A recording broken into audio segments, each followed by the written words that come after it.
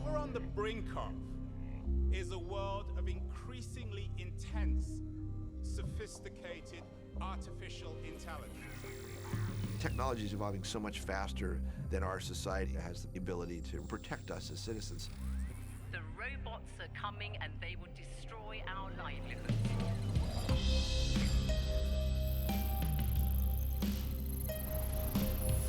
You have a networked intelligence that watches us, knows everything about us, and begins to try to change us. Twitter has become the world's #1 news site. Technology is never good or bad. It's what we do with the technology.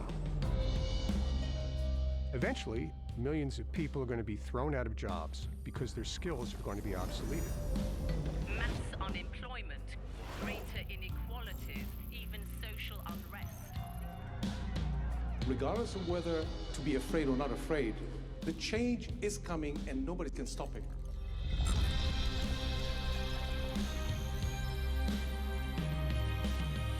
We've invested huge amounts of money, and so it stands to reason that the military, with their own desires, are going to start to use these technologies.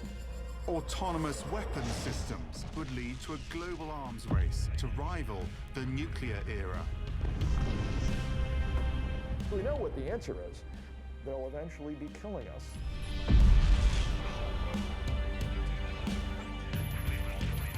These technology leaps are going to yield incredible miracles and incredible horrors.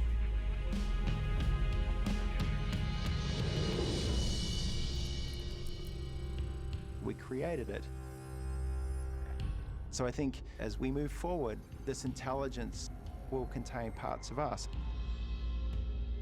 And I think the question is, will it contain the good parts or the bad parts?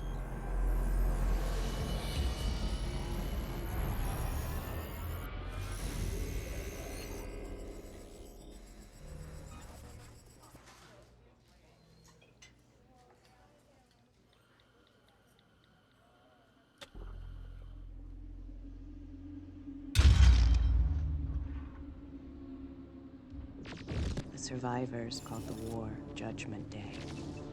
They lived only to face a new nightmare, the war against the machines. I think we've completely fucked this up. I think Hollywood has managed to inoculate the general public against this question. The idea of machines that will take over the world. Open the pod bay doors, Hal.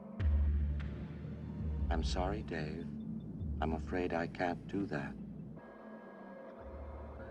Al? We've cried wolf enough times. Al? The public has stopped paying attention because it feels like science fiction. Even sitting here talking about it right now, it feels a little bit silly, a little bit like, oh, this is an artifact of some cheeseball movie. The Whopper spends all its time thinking about World War III. But it's not. The general public is about to get blindsided by this.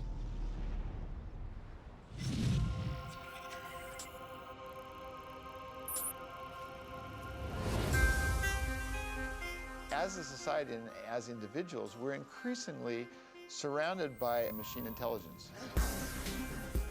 We carry this pocket device in the palm of our hand that we use to make a striking array of life decisions right now, aided by a set of distant algorithms that we have no understanding. We're already pretty jaded about the idea that we can talk to our phone and that mostly understands us. I found quite a number of action films. 5 years ago, no way. Robotics, machines that see and speak and listen, all that's real now. And these technologies are going to fundamentally change our society. Now we have this great movement of self-driving cars. Driving a car autonomously can move people's lives into a better place. I've lost a number of family members, including my mother, my brother and sister-in-law and their kids, to automobile accidents. It's pretty clear we could almost eliminate car accidents with automation. 30,000 lives in the US alone, about 1 million around the world per year. In healthcare, early indicators are the name of the game in that space. So that's another place where it can save somebody's life. Here in the breast cancer center, All the things that the radiologist's brain does in 2 minutes, the computer does instantaneously. A computer has looked at 1 million mammograms, and it takes that data and applies it to this image instantaneously. So the medical application is profound. Another really exciting area that we're seeing a lot of development in is actually understanding our genetic code and using that to both diagnose disease and create personalized treatments. The primary application of all these machines will be to extend our own intelligence. We'll be able to make ourselves smarter, and we'll be better at solving problems. We don't have to age. We'll actually understand aging. We'll be able to stop it. There's really no limit to what intelligent machines can do for the human race.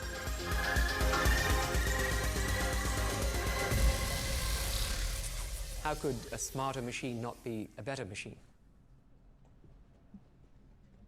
It's hard to say exactly when I began to think that that was a bit naive.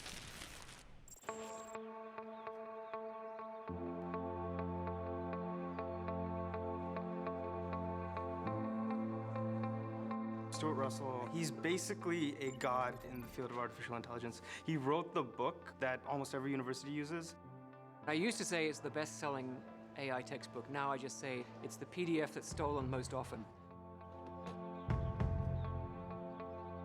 Artificial intelligence is about making computers smart.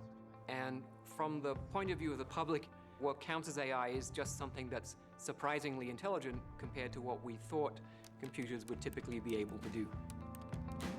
AI is a field of research to try to basically simulate all kinds of human capabilities. We're in an AI era. Silicon Valley has the ability to focus on one bright, shiny thing. It was social networking and social media over the last decade, and it's pretty clear that the bit has flipped. And it starts with machine learning.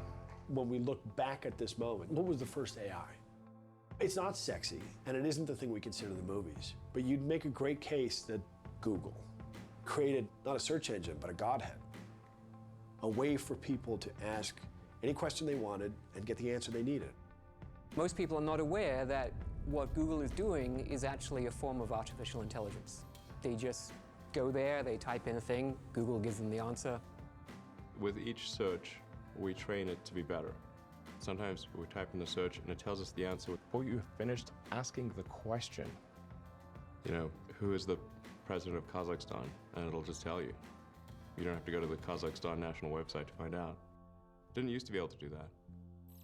That is artificial intelligence. Years from now, when we try to understand, we will say, well, how do we miss it? It's one of these striking contradictions that we're facing. Google and Facebook et al. Have built businesses on giving us as a society free stuff. But it's a Faustian bargain. They're extracting something from us in exchange.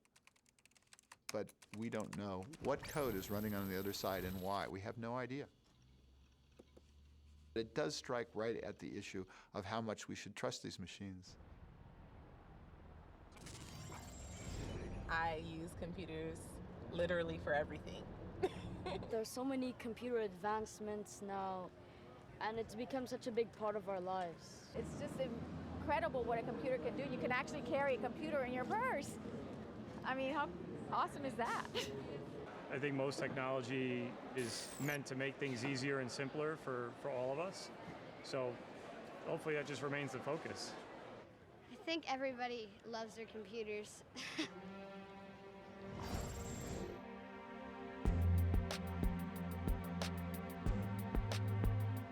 People don't realize they are constantly being negotiated with by machines. Whether that's the price of products in your Amazon cart, whether you can get on a particular flight, whether you can reserve a room at a particular hotel. What you're experiencing are machine learning algorithms that have determined that a person like you is willing to pay 2 cents more and is changing the price. Now, computer looks at millions of people simultaneously for very subtle patterns. You can take seemingly innocent digital footprints, such as someone's playlist on Spotify, or stuff that they bought on Amazon, and then use algorithms to translate this into a very detailed and very accurate, intimate profile. There is a dossier on each of us that is so extensive, it would be possibly accurate to say that they know more about you than your mother does.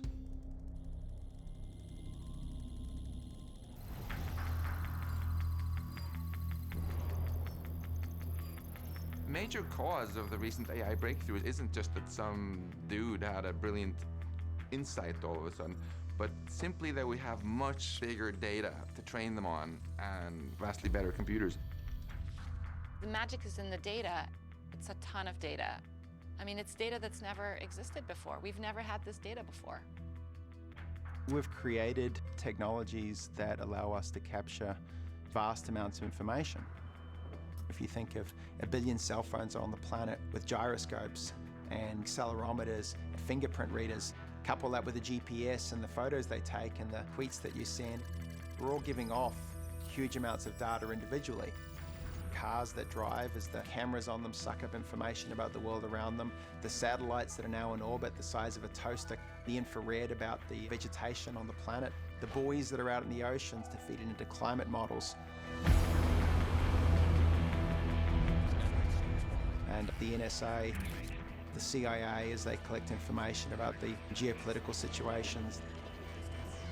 The world today is literally swimming in this data.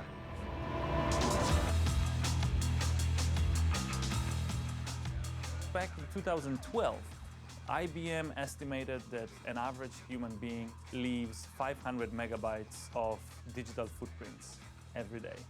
If you wanted to back up only 1 day worth of data that humanity produces, and you print it out on a letter-size paper, double-sided, font size 12, and you stack it up, it would reach from the surface of the Earth to the sun 4 times over. This every day.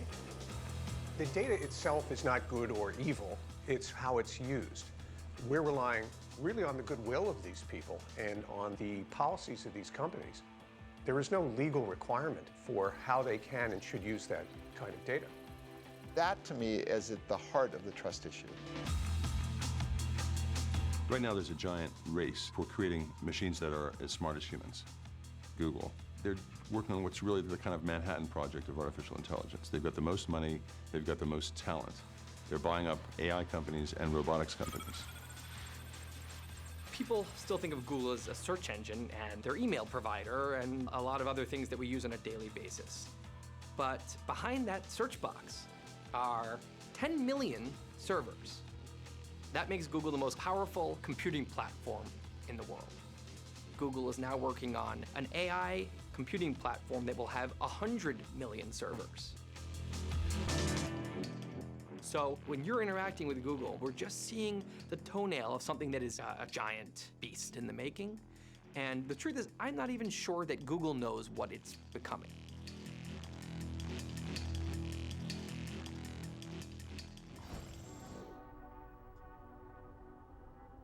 If you look inside of what algorithms are being used at Google, it's technology largely from the 80s.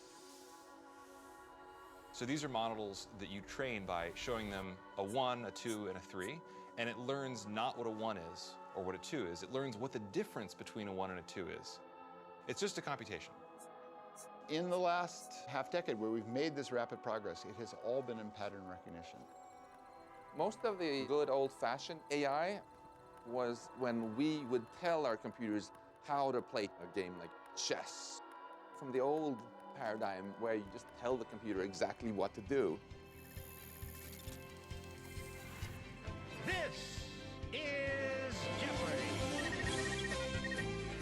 The IBM Challenge.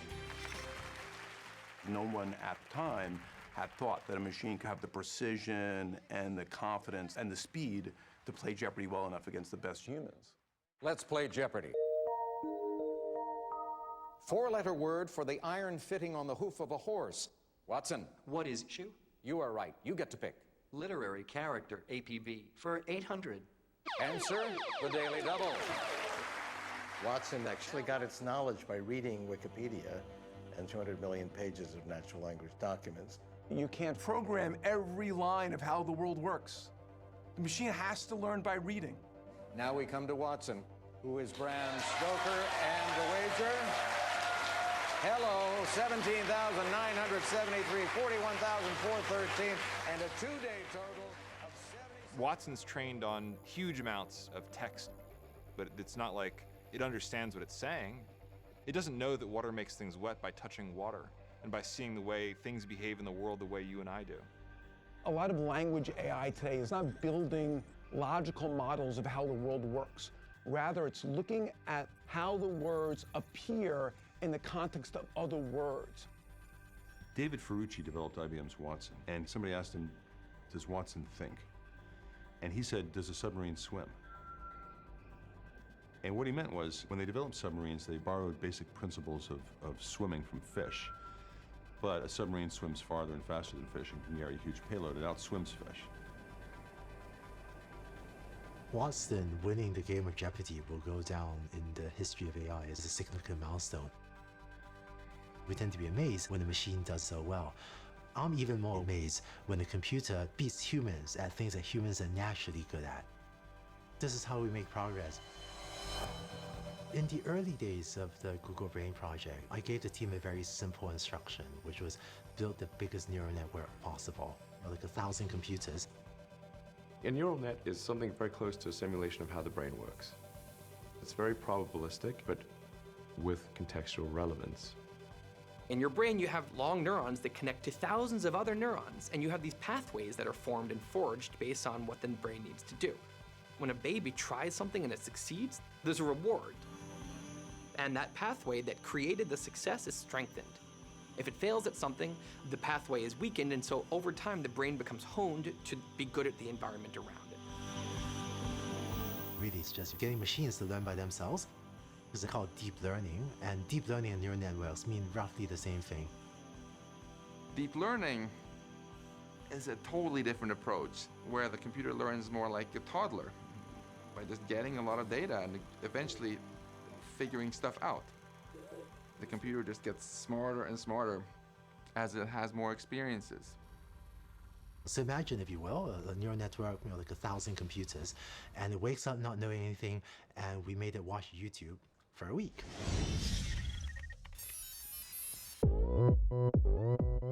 Oppan Gangnam Style. Gangnam Style.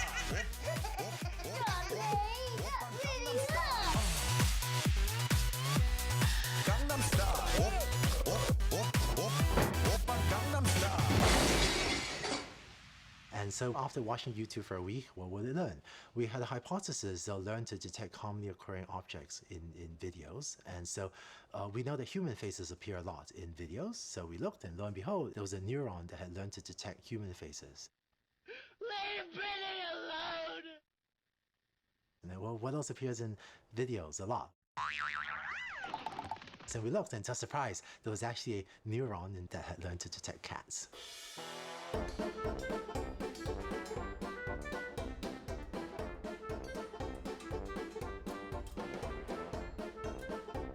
I still remember seeing recognition. Wow, that's a cat. Okay, cool, great. It's all pretty innocuous when you're thinking about the future. It all seems kind of harmless and benign. But we're making cognitive architectures that will fly farther and faster than us and carry a bigger payload, and they won't be warm and fuzzy. I think that in 3 to 5 years, you will see a computer system that will be able to autonomously learn how to understand, how to build understanding. Not unlike the way the human mind works. Whatever that lunch was, it was certainly delicious. Simply some of Robbie's synthetics. He's your cook, too? He even manufactures the raw materials. Come round here, Robbie. I'll show you how this works. One introduces a sample of human food through this aperture. Down here, there's a small built-in chemical laboratory where he analyzes it. Later, he can reproduce identical molecules in any shape or quantity. That's a housewife's dream. Meet Baxter, revolutionary new category of robots with common sense. Baxter is a really good example of the kind of competition we face from machines. Baxter can do almost anything we can do with our hands. Baxter costs about what a minimum wage worker makes in a year. But Baxter won't be taking the place of one minimum wage worker. He'll be taking the place of 3 because they never get tired. They never take breaks. That's probably the first thing we're going to see, displacement of jobs. They're going to be done quicker, faster, cheaper by machines. Our ability to even stay current is so insanely limited compared to the machines we built. For example, now we have this great movement of Uber and Lyft, kind of making transportation cheaper and democratizing transportation, which is great. The next step is going to be that they're all going to be replaced by driverless cars. And then all the Uber and Lyft drivers had to find something new to do. There are 4 million professional drivers in the United States. They're unemployed soon. 7 million people that do data entry. Those people are going to be jobless. A job isn't just about money, right? On a biological level, it serves a purpose. It becomes a defining thing. When the jobs went away in any given civilization, it doesn't take long until that turns into violence.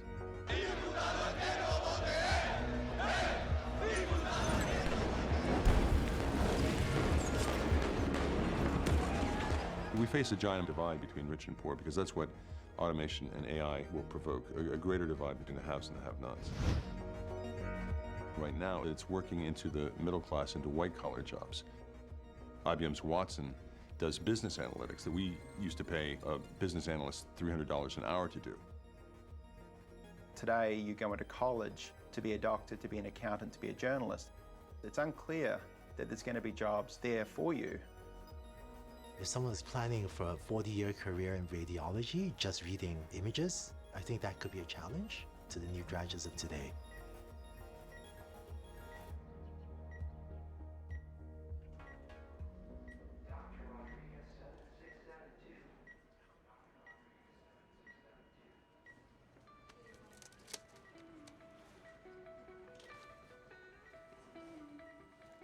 But today we're going to do a robotic case. The Da Vinci robot is currently utilized by a variety of surgeons for its accuracy and its ability to avoid the inevitable fluctuations of the human hand.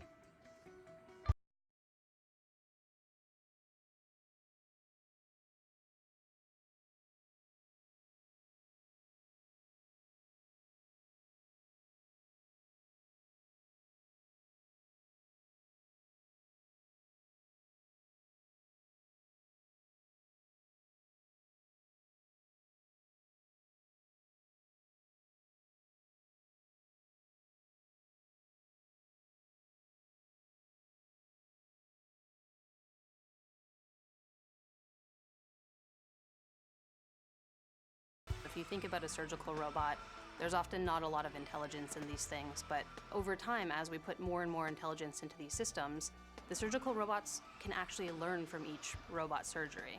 They're tracking the movements, they're understanding what worked and what didn't work, and eventually the robot for routine surgeries is going to be able to perform that entirely by itself, or with human supervision. Normally I do about 150 cases, hysterectomies, let's say, and now most of them are done robotically. I do maybe one open case a year. So do I feel uncomfortable? Of course I do feel uncomfortable because I don't remember how to open patients anymore. It seems that we're feeding it and creating it, but in a way, we are a slave to the technology because we can't go back.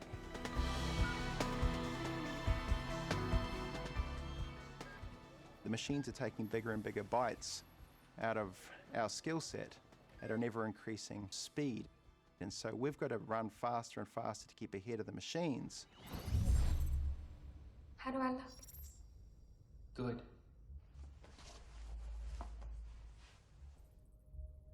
Are you attracted to me? What? Are you attracted to me? You give me indications that you are. I do? Yes. This is the future we're headed into. We want to design our companions. We're going to like to see a human face on AI. Therefore, gaming our emotions will be depressingly easy. We're not that complicated. Simple, stimulus response. I can make you like me basically by smiling at you a lot.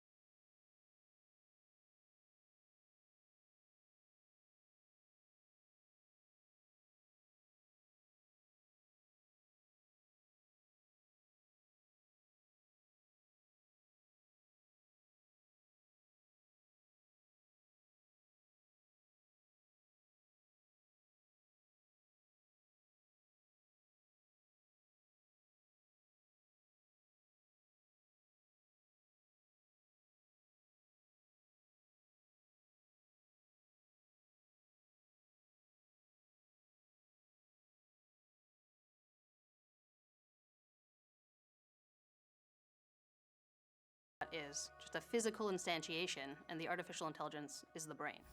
And so brains can exist purely in software-based systems. They don't need to have a physical form. Robots can exist without any artificial intelligence. We have a lot of dumb robots out there, but a dumb robot can be a smart robot overnight, given the right software, given the right sensors.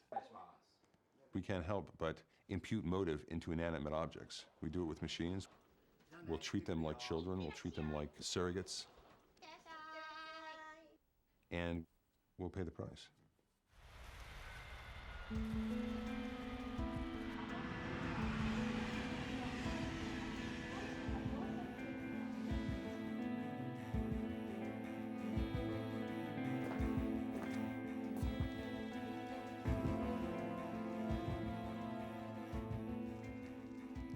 Okay, welcome to the ATR.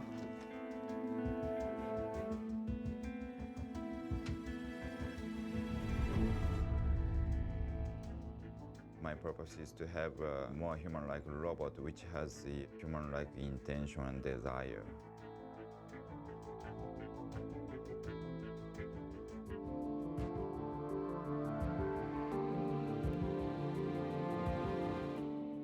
The name of the robot is Erika. Erika is the most advanced human-like robot in the world, I think. Erika can gaze at your face. Konnichiwa.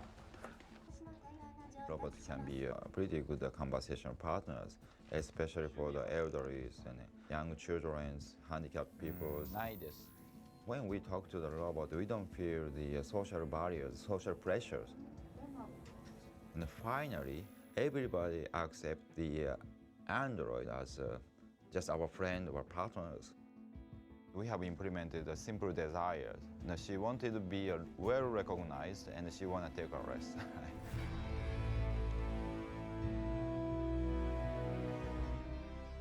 If a robot could have an intention and desires, the robot can understand other people's intention and desires.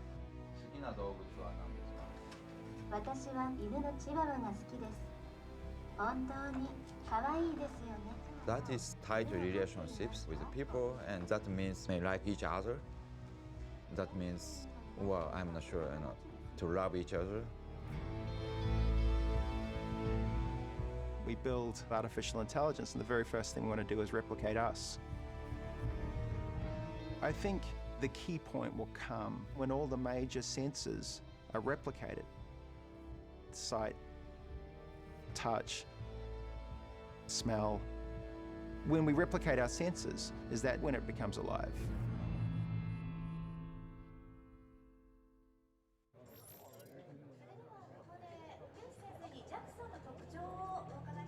So many of our machines are being built to understand us. But what happens when an anthropomorphic creature discovers that they can adjust their loyalty, adjust their courage, adjust their avarice, adjust their cunning?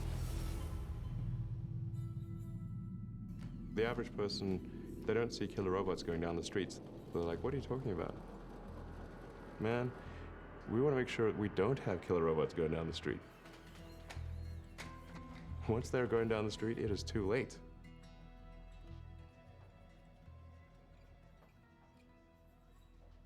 The thing that worries me right now, that keeps me awake, is the development of autonomous weapons.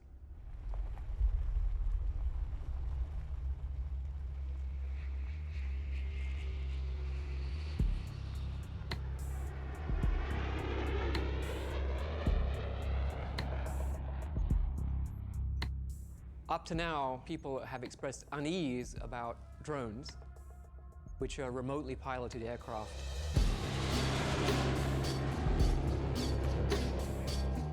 If you take a drone's camera, feed it into the AI system, it's a very easy step from here to fully autonomous weapons that choose their own targets and release their own missiles.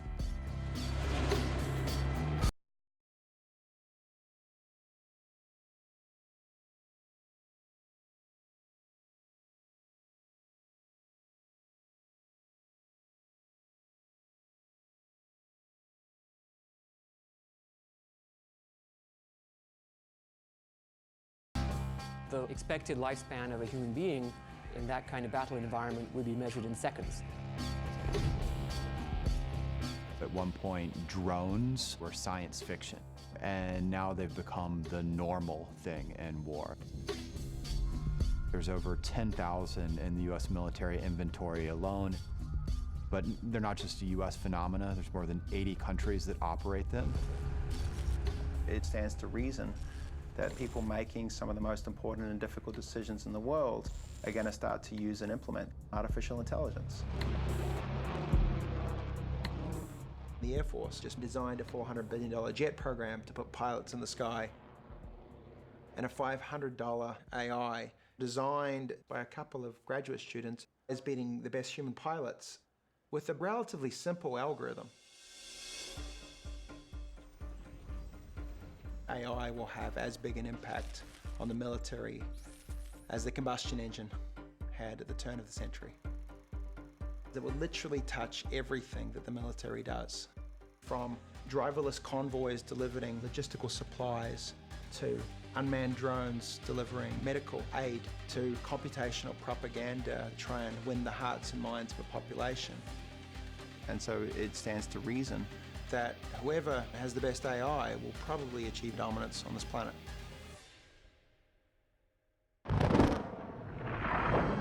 At some point in the early 21st century, all of mankind was united in celebration.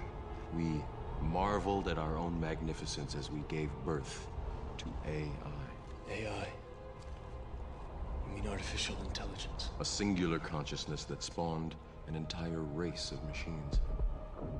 We don't know who struck first, us or them, but we know that it was us that scorched the sky.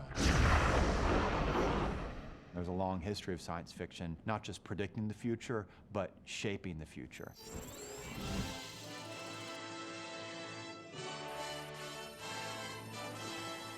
Arthur Conan Doyle writing before World War I on the danger of how submarines might be used to carry out civilian blockades.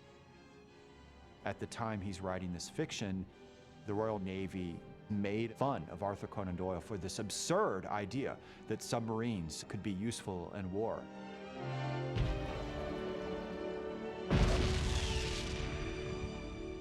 One of the things we've seen in history is that our attitude towards technology, but also ethics, are very context dependent. For example, the submarine, nations like Great Britain and even the United States found it horrifying to use the submarine.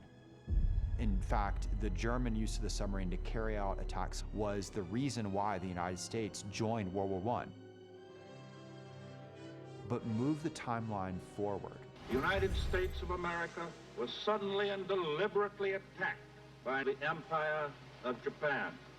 5 hours after Pearl Harbor, the order goes out to commit unrestricted submarine warfare against Japan. So Arthur Conan Doyle turned out to be right.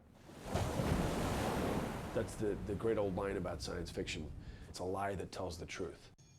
Fellow executives, it gives me great pleasure to introduce you to the future of law enforcement. Ed 209.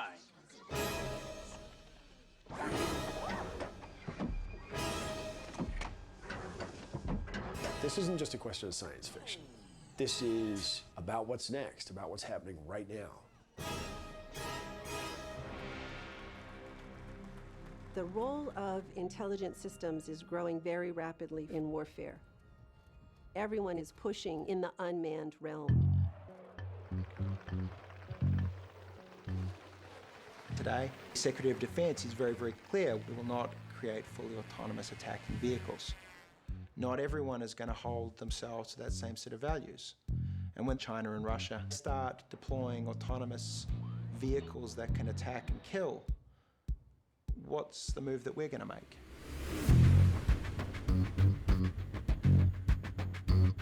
You can't say, well, we're going to use autonomous weapons for our military dominance, but no one else is going to use them. If you make these weapons, they're going to be used to attack human populations in large numbers.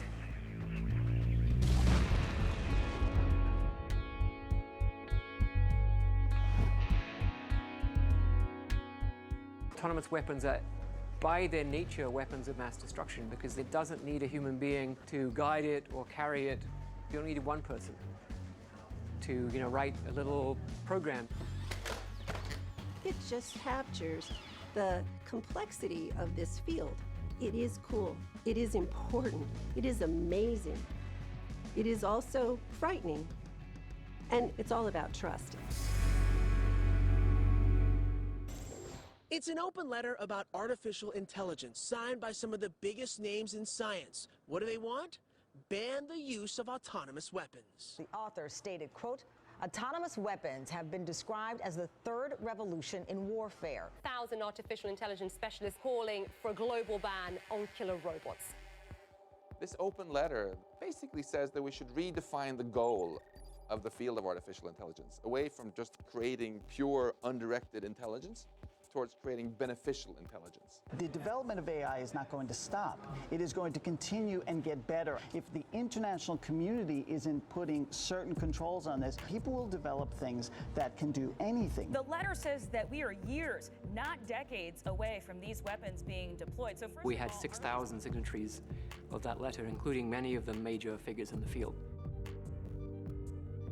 I'm getting a lot of visits from high-ranking officials who wish to emphasize that American military dominance is very important and autonomous weapons may be part of the Defense Department's plan.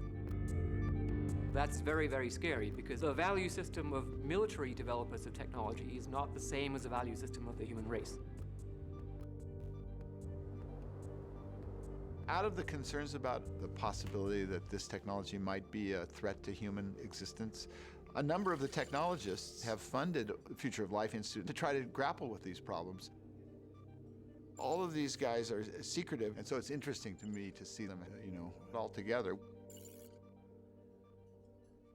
Everything we have is the result of our intelligence. It's not the result of our big, scary teeth or our large claws or our enormous muscles. It's because we're actually relatively intelligent. And among my generation, we're all having what we call holy cow or holy something else moments, because we see that the technology is accelerating faster than we expected. I remember sitting around the table there with some of the best and the smartest minds in the world. And what really struck me was maybe the human brain is not able to fully grasp the complexity of the world that we're confronted with. As it's currently constructed, the road that AI is following heads off a cliff, and we need to change the direction that we're going so that we don't take the human race off the cliff. Google acquired DeepMind several years ago. DeepMind operates as a semi-independent subsidiary of Google. The thing that makes DeepMind unique is that DeepMind is absolutely focused on creating digital superintelligence, an AI that is vastly smarter than any human on Earth and ultimately smarter than all humans on Earth combined. This is from the DeepMind reinforcement learning system. Basically wakes up like a newborn baby and is shown the screen of an Atari video game and then has to learn to play the video game. It knows nothing about objects, about motion, about time. It only knows that there's an image on the screen and there's a score. So if your baby woke up the day it was born and by late afternoon was playing 40 different Atari video games at a superhuman level, you would be terrified. You would say, my baby is possessed, send it back. I mean, the DeepMind system can win at any game. It can already beat all the original Atari games. It is superhuman. It plays the games at super speed in less than a minute.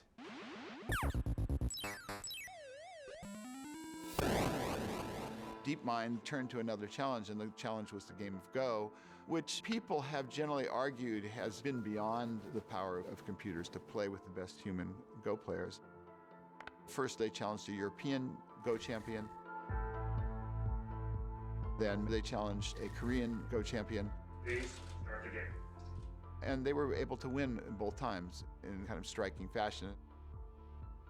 You were reading articles in the New York Times years ago talking about how Go would take 100 years for us to solve. People say, well, you know, but that's still just a board.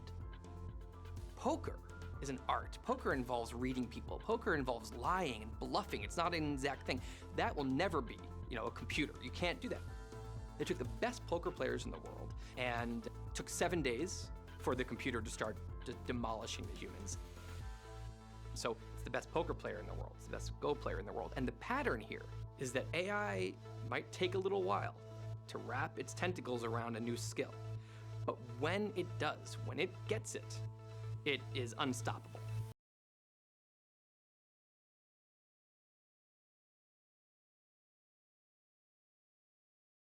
AI has administrator-level access to Google's servers to optimize energy usage at the data centers. However, this could be an unintentional Trojan horse. DeepMind has to have complete control of the data centers, so with a little software update, that AI could take complete control of the whole Google system, which means they can do anything. They can look at all your data, they can do anything.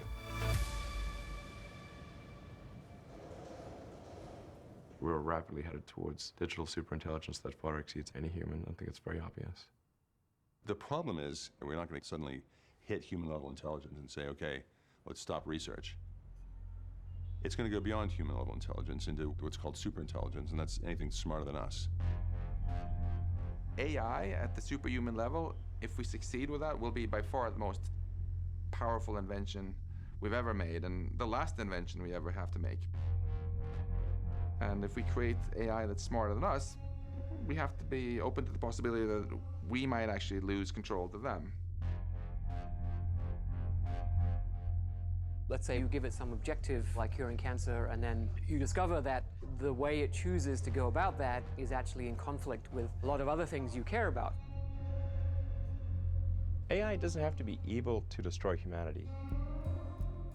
If AI has a goal and humanity just happens to be in the way, it will destroy humanity as a matter of course, without even thinking about it. No hard feelings.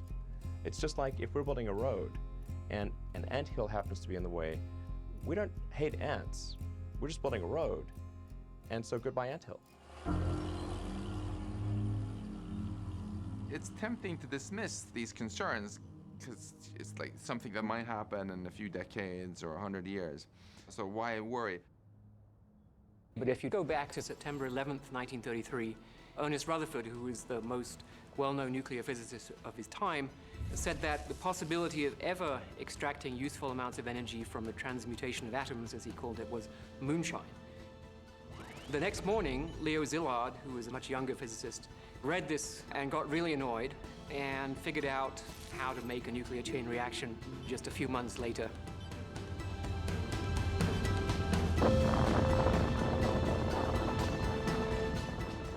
We have spent more than $2 billion on the greatest scientific gamble in history.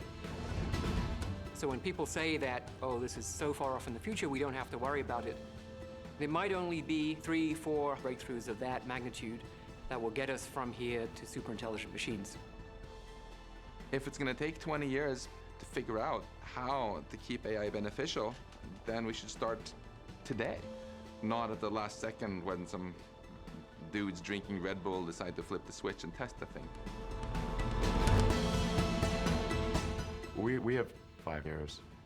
I think digital superintelligence will happen in my lifetime. 100%. When this happens, it will be surrounded by a bunch of people who are really just excited about the technology. They want to see it succeed, but they're not anticipating that it can get out of control.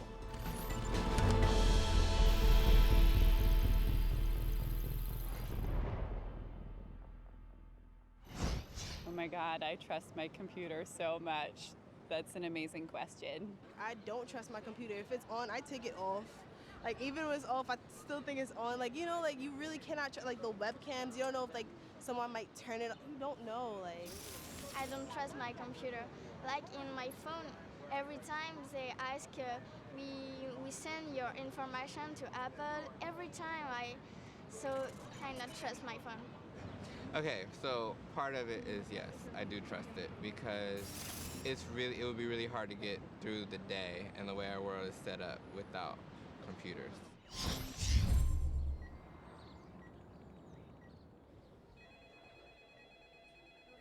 Trust is such a human experience.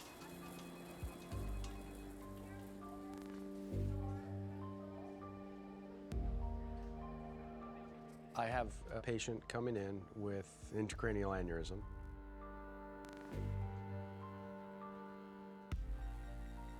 They want to look in my eyes and know that they can trust this person with their life.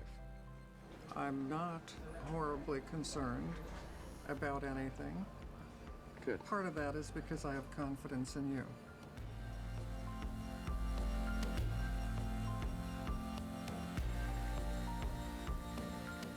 This procedure we're doing today, 20 years ago, was essentially impossible. We just didn't have the materials and the technologies.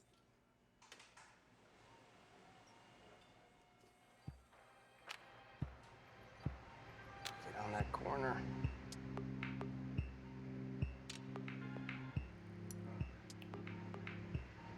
Could it be any more difficult? My God.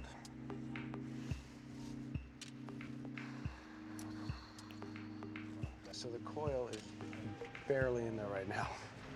It's just a feather holding it in. It's nervous time.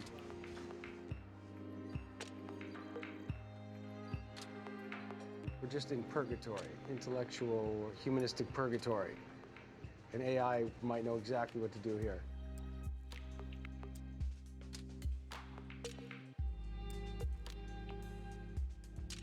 We got the coil into the aneurysm, but it wasn't in tremendously well that I knew that it would stay. So with a maybe 20% risk of a very bad situation, I elected to just bring her back. Because of my relationship with her and knowing the difficulties of coming in and having the procedure, I consider things. I should only consider the safest possible route to achieve success. But I had to stand there for 10 minutes agonizing about it. The computer feels nothing. The computer just does what it's supposed to do, better and better. I want to be AI in this case. But can AI be compassionate? I mean, it's everybody's question about AI. We are the sole embodiment of humanity. And it's a stretch for us to accept that a machine can be compassionate and loving in that way.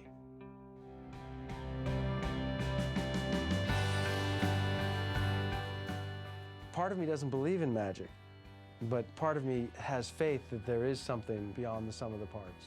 That there is at least a oneness in our shared ancestry, our shared biology, our shared history. Some connection there beyond machine.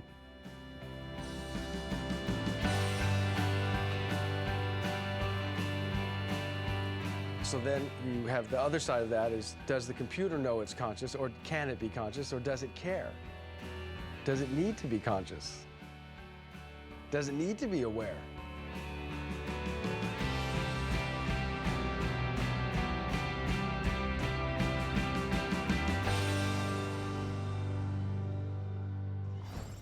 I do not think that a robot could ever be conscious, unless they programmed it that way. Conscious? No. No. No. I mean, I think a robot could be programmed to be conscious. How are they programmed to do everything else? That's another big part of artificial intelligence, is to make them conscious and make them feel.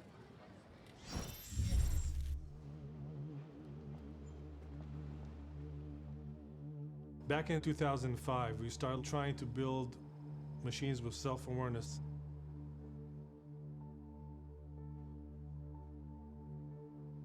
This robot, to begin with, didn't know what it was. All he knew is that it needed to do something like walk.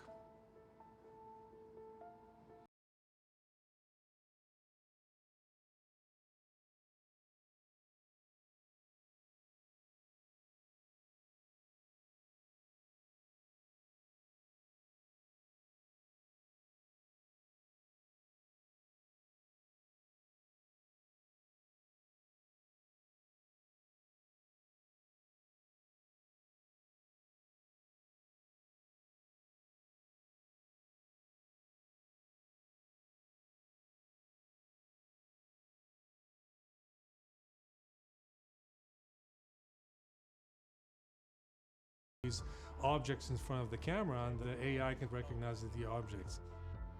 And so we're preparing this demo, and we had on the side screen this ability to watch what certain neurons were responding to. And suddenly we noticed that one of the neurons was tracking faces. It was tracking our faces as we were moving around. Now, the spooky thing about this is that we never trained the system to recognize human faces.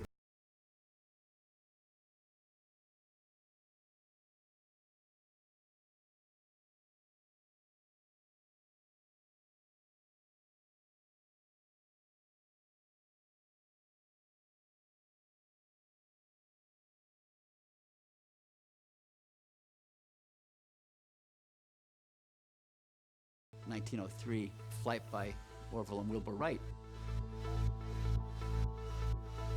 It was a kind of a canvas plane and some wood and iron, and it gets off the ground for, what, a minute and 20 seconds on this windy day before touching back down again. And it was just around 65 summers or so after that moment that you have a 747 taking off from JFK.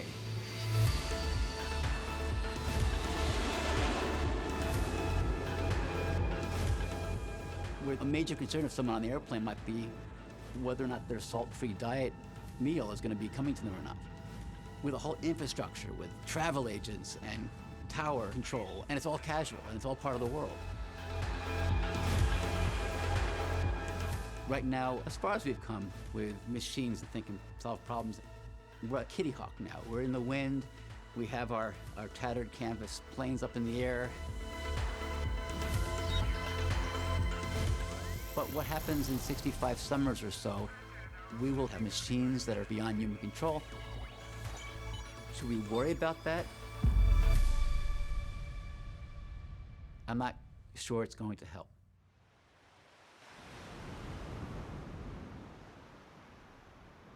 Nobody has any idea today what it means for a robot to be conscious. There is no such thing. There are a lot of smart people, and I have a great deal of respect for them. But the truth is, machines are natural psychopaths. Fear came back into the market. And down 800, nearly 1,000 in a heartbeat. I mean, it is classic capitulation. There are some people who are proposing there was some kind of fat finger error. Take the flash crash of 2010. In a matter of minutes, $1 trillion in value was lost in the stock market. The Dow dropped nearly 1,000 points in a half hour. So what went wrong? By that point in time, more than 60% of all the trades that took place on the stock exchange were actually being initiated by computers. There's panic selling on the way down, and all of a sudden it just stopped on a dime. All happening in real time, folks. The short story of what happened in the flash crash is that algorithms responded to algorithms, and it compounded upon itself over and over and over again in a matter of minutes. At one point, the market fell as if down a well. There is no regulatory body that can adapt quickly enough to prevent potentially disastrous consequences of AI operating in our financial systems. They are so primed for manipulation. Let's talk about the speed with which we are watching this market deteriorate. That's the type of AI run amok that scares people. When you give them a goal, they will relentlessly pursue that goal. How many computer programs are there like this? Nobody knows. One of the fascinating aspects about AI in general is that no one really understands how it works. Even the people who create AI don't really fully understand. Because it has millions of elements, it becomes completely impossible for a human being to understand what's going on.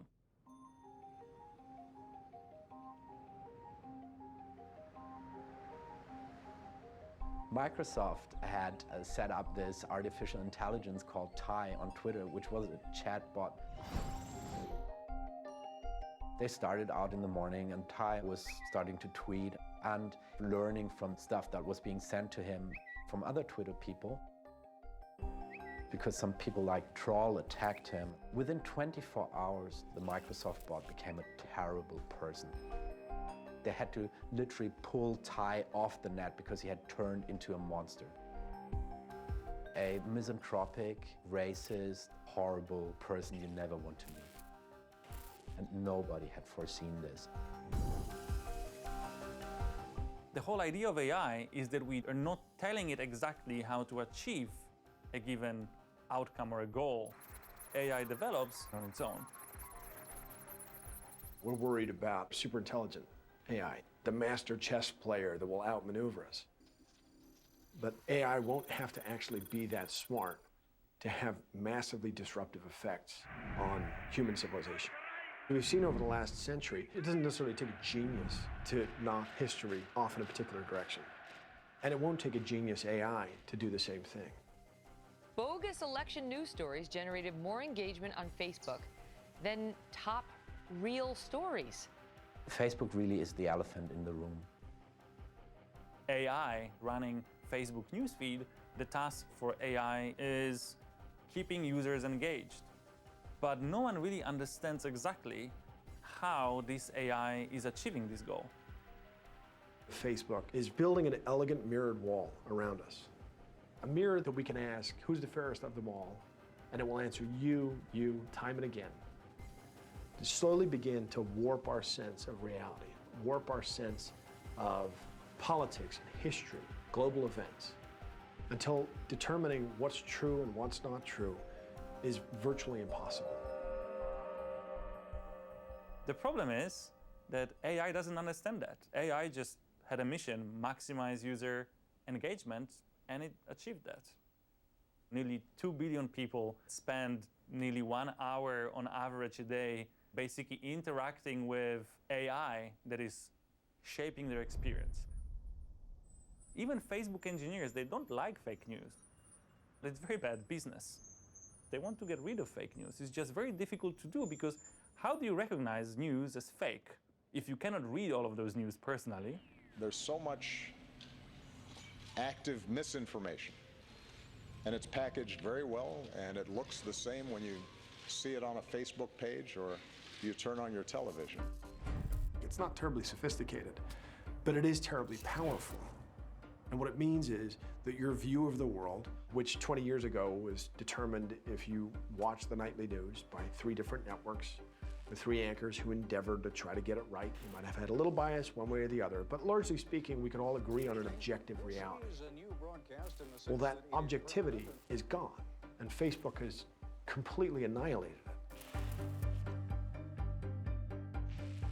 If most of your understanding of how the world works is derived from Facebook, facilitated by algorithmic software that tries to show you the news you want to see. And that's a terribly dangerous thing. And the idea that we have not only set that in motion, but allowed bad faith actors access to that information. And this is a recipe for disaster. I think that there will definitely be lots of bad actors trying to manipulate the world with AI. 2016 was a perfect example of an election where there was lots of AI producing lots of fake news and distributing it for a purpose, for a result.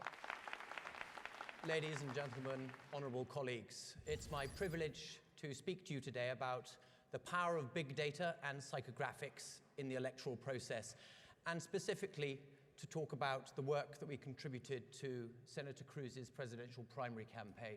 Cambridge Analytica emerged quietly as a company that, according to its own hype, has the ability to use this tremendous amount of data in order to effect societal change. In 2016, they had 3 major clients. Ted Cruz was one of them.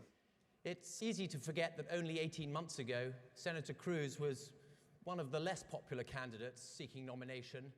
So what was not possible maybe like 10 or 15 years ago was that you can send fake news to exactly the people that you want to send it to. And then you can actually see how he or she reacts on Facebook and then adjust that information according to the feedback that you got. And so you can start developing kind of a real-time management of a population. In this case, we've zoned in on a group we've called persuasion. These are people who are definitely going to vote, to caucus, but they need moving from the center a little bit more towards the right in order to support Cruz. They need a persuasion message. Gun rights I've selected. That narrows the field slightly more. And now we know that we need a message on gun rights. It needs to be a persuasion message, and it needs to be nuanced according to the certain personality that we're interested in. Through social media, there's an infinite amount of information that you can gather about a person. We have somewhere close to 4,000 or 5,000 data points on every adult in the United States. It's about targeting the individual. It's like a weapon which can be used in the totally wrong direction. That's the problem with all of this data. It's almost as if we built the bullet before we built the gun. Ted Cruz employed our data, our behavioral insights. He started from a base of less than 5% and had a very slow and steady but firm rise to above 35%, making him obviously the second most threatening contender in the race. Now, clearly the Cruz campaign is over now, but what I can tell you is that of the 2 candidates left in this election, one of them is using these technologies. I, Donald John Trump, do solemnly swear that I will faithfully execute the office of President of the United States.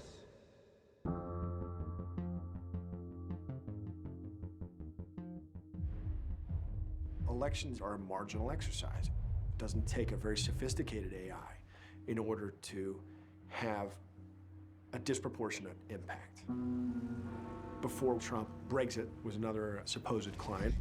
Well, at 20 minutes to 5, we can now say the decision taken in 1975 by this country to join the common market has been reversed by this referendum to leave the EU. Cambridge Analytica allegedly uses AI to push through 2 of the most ground-shaking pieces of political change in the last 50 years. These are epochal events. And if we believe the hype, they are connected directly to a piece of software, essentially, created by a professor at Stanford. Back in 2013, I described that what they're doing is possible and warned against this happening in the future. At the time, Michał Kosinski was a young Polish researcher working at the Psychometrics Center. So what Michał had done was to gather the largest ever data set of how people behave on Facebook. Psychometrics is trying to measure psychological traits such as personality, intelligence, political views, and so on. Now, traditionally, those traits were measured using tests and questionnaires. Personality test, the most benign thing you could possibly think of. Something that doesn't necessarily have a lot of utility, right? Our idea was that instead of tests and questionnaires, we could simply look at the digital footprints of behaviors that we are all living behind. To understand openness, conscientiousness, neuroticism. You can easily buy personal data such as where you live, what club memberships you've joined, which gym you go to. There are actually marketplaces for personal data. Turns out we can discover an awful lot about what you're going to do based on a very, very tiny set of information. We are training deep learning networks to infer intimate traits, people's political views, personality, intelligence, sexual orientation, just from an image of someone's face.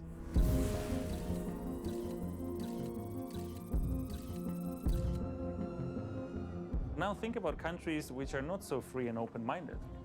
If you can reveal people's religious views or political views or sexual orientation based on only profile pictures, this could be literally an issue of life and death. I think there's no going back.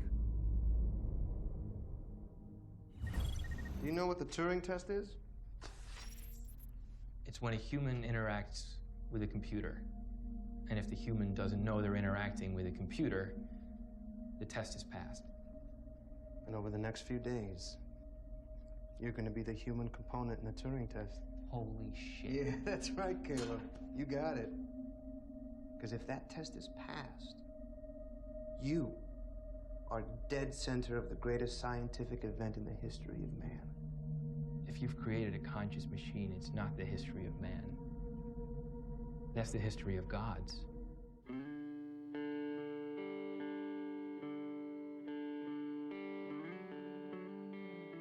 It's almost like technology is a god in of itself. Like the weather, we can't impact it, we can't slow it down, we can't stop it. We feel powerless. If we think of God as an unlimited amount of intelligence, the closest we can get to that is by evolving our own intelligence, by merging with the artificial intelligence we're creating. Today, our computers, phones, applications give us superhuman capability.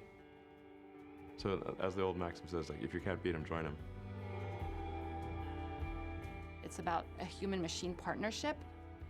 I mean, we already see how, our phones, for example, act as memory prosthesis, right? I don't have to remember your phone number anymore because it's on my phone. It's about machines augmenting our human abilities as opposed to completely displacing them. If you look at all the objects that have made the leap from analog to digital over the last 20 years, it's a lot. We're the last analog object in a digital universe. And the problem with that, of course, is that the data input-output is very limited. It's this, it's these. Our eyes are pretty good. We're able to take in a lot of visual information. But our information output is very, very, very low. The reason this is important if we envision a scenario where AI is playing a more prominent role in society is we want good ways to interact with this technology so that it ends up augmenting us. I think it's incredibly important that AI not be other. It must be us. And I could be wrong about what I'm saying. I'm certainly open to ideas if anybody can suggest a path that's better.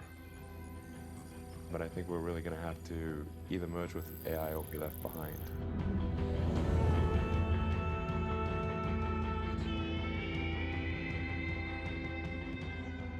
It's hard to kind of think of unplugging a system that's distributed everywhere on the planet, that's distributed now across the solar system. You can't just, shut that off. We've opened Pandora's box. We've unleashed forces that we can't control, we can't stop. We're in the midst of essentially creating a new life form on Earth.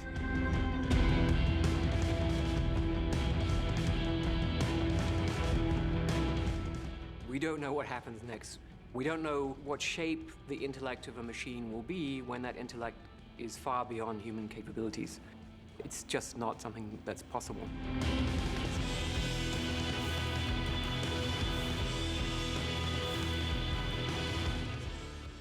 The least scary future I can think of is one where we have at least democratized AI. Because if one company or small group of people manages to develop godlike digital superintelligence, they could take over the world. At least when there's an evil dictator, that human is going to die. But for an AI, there would be no death. It would live forever. And then you'd have an immortal dictator from which we can never escape.